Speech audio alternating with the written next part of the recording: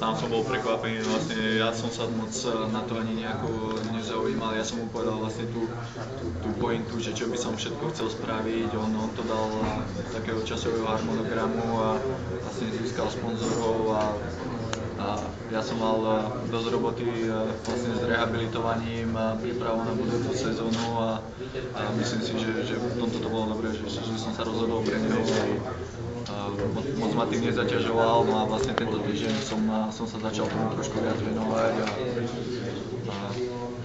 myslím si, že to bolo takto dobré. Skús povedať niečo také, čo si hovoril na tlačovke, to znamená, ako si ty vychutnáš ten pohár, keď budeš mať držku a napadlo niečo takéto, aké to bude vlastne?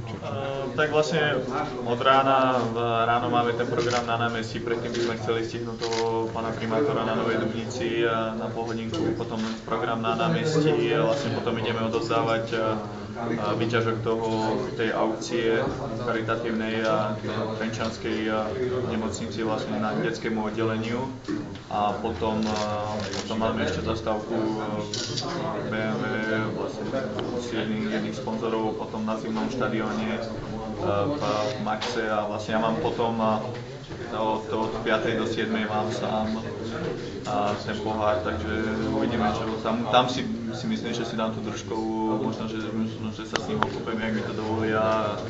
Potom máme pripravenú recepciu na hoteli a potom vlastne ten program na cineme. Prečo práve držková?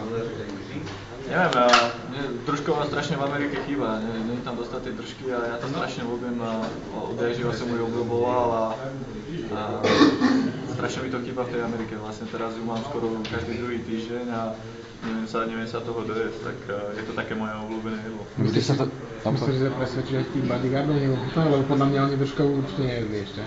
Držkovú nikdy nejedli a čo som sa s nimi rozprával v Amerike, tak mali halušky vlastne u Cibáka v Liptovskom, ale držkovo nepoznajú. No dám im ochutnať, či im bude chutiť, to už je na nich. A to bude priamo v tom pohári, alebo to bude v nejakej miseni? Priamo v tom pohári. To bude ťažké aj umývať dosť, nie? Po tej držke je to taká masná polievka. No tak to už sú tu ani od toho, aby to museli pomývať, takže ja si ten pohár chcem čo najviac vychutnať tých 24 hodín a vlastne nie, aby sa nejako neznehodnotil alebo niečo, ale vlastne viem, že chalani z nej dávajú cereálie na raňajky a takéto veci a prečo nie držku? Tomáš, ty si hovoril, že chalani na raňajky jedávajú cereálie, ale spomínal si na tlačovke, že tí bodyguardi spia s tým pohárom. Takže ako to vlastne v noci ty ho nejak odovzdáš, oni ťa potom ráno donesú, aby si ho mal tých 24 hodín, alebo ako to je vlastne toto?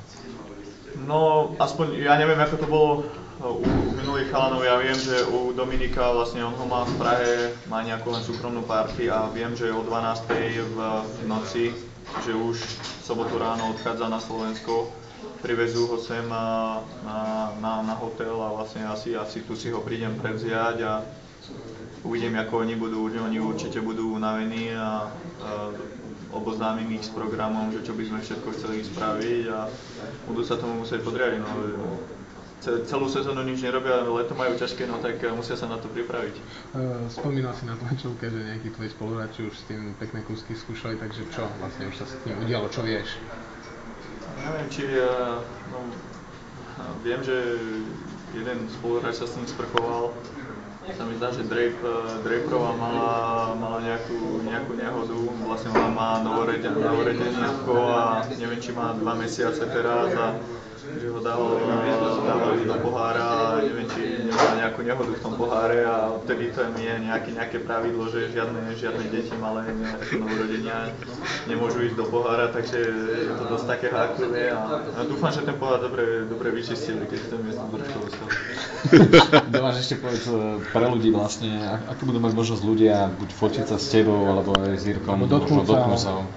Tak na námestí sa mi zdá, že 10:30 tam chystáme nejakú autogramiadu, chceli by sme, aby sa tí ľudia s ním mohli odfotiť, autogram získať a či sa ho dotknúť. Ja plánujem, neviem, ešte som to nehovoril ani Mirovi, že zbehnem s tým pohárom a prejdem to námestie okolo tých zábran, aby sa ľudia mohli dotknúť aspoň ako som povedal, chceme to pre tých ľudí a verím tomu, že akože niektorí ľudia prídu možno aj skôr, tak chceme prejsť aj tam dozadu, aby sa ľudia mohli dotknúť a aspoň ho vidieť trošku zblízka. U koho stala tá myšlienka dražba tvojho dresu a vlastne peniaze pre tú fakultnú nemocnicu? To vlastne to bolo ešte pred začiatkom finále, sme sa bavili s jedným kamarátom a vlastne on mi hovoril, že ako to prebiehalo po dlhé roky